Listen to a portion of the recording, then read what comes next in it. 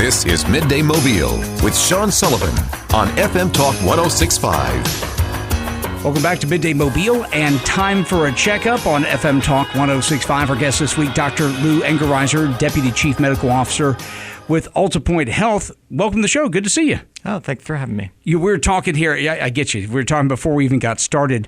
As somebody who wears many hats, you're in different parts of the field. You do the administration, but you do the hands-on as well. That's true. I'm a clinician as well as in medical education.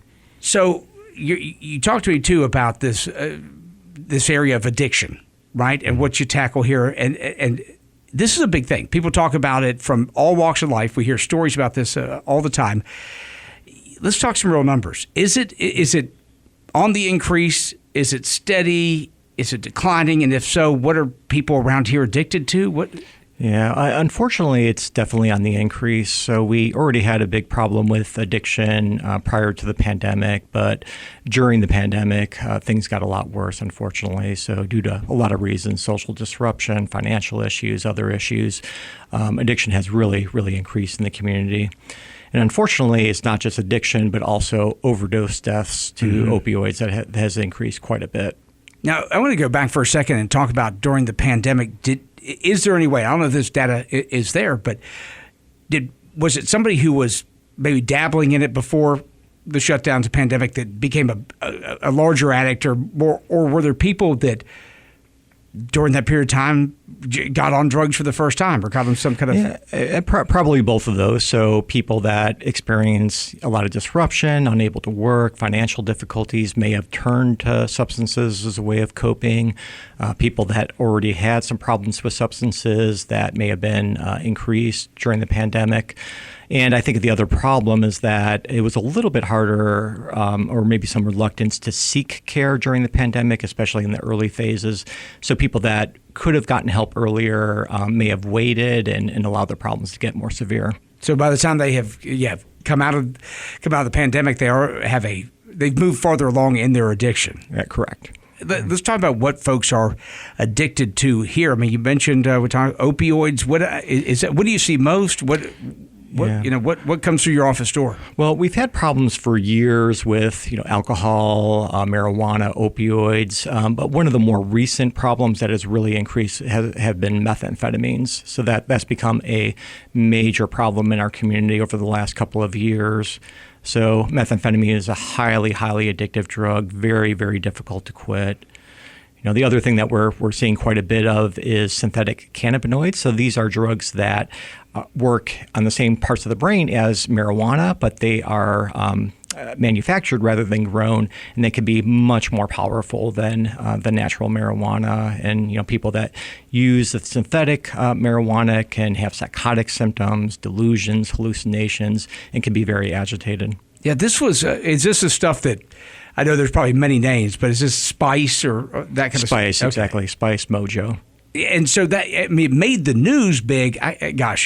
Dr. Engeriser, 4 years ago, 5 years ago, it was like every night makes the news. But obviously, it hasn't gone away then, if you're still seeing this. Right. Yeah, it's really kind of strange with some substances. It did kind of disappear for the community for a period of time, and then it really made a resurgence maybe about 6 to 12 months ago, and we're seeing more and more of it.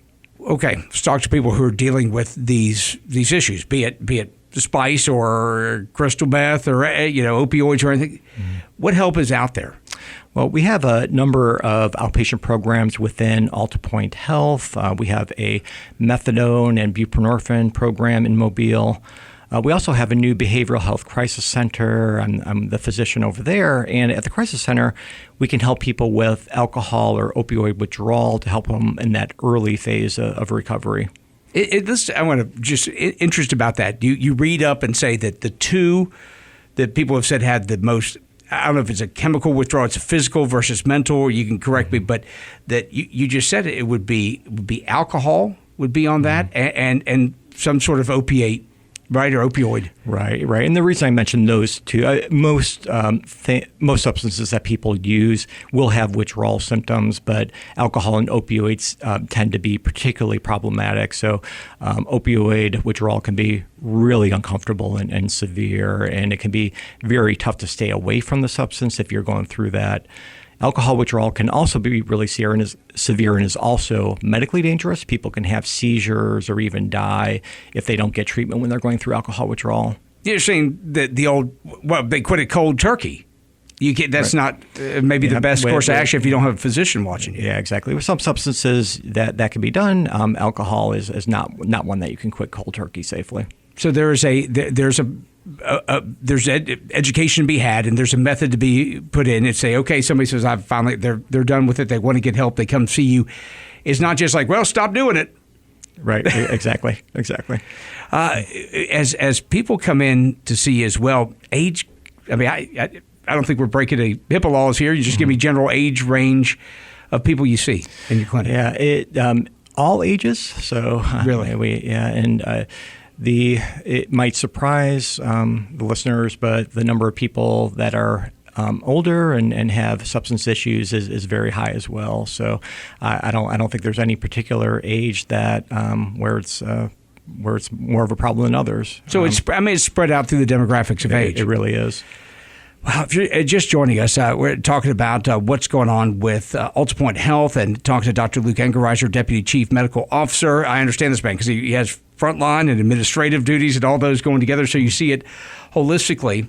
Let's talk about this other part, the education portion, because while you're helping folks, you're also educating other people in the field on how to help with addiction. Yeah, absolutely. In AltaPointe, we have a very close relationship with the University of South Alabama College of Medicine, and we have medical students, residents, fellows within our organization. And one thing that we're really excited about, we have a brand new addiction medicine fellowship this year, which is a collaboration between AltaPointe and the University of South Alabama.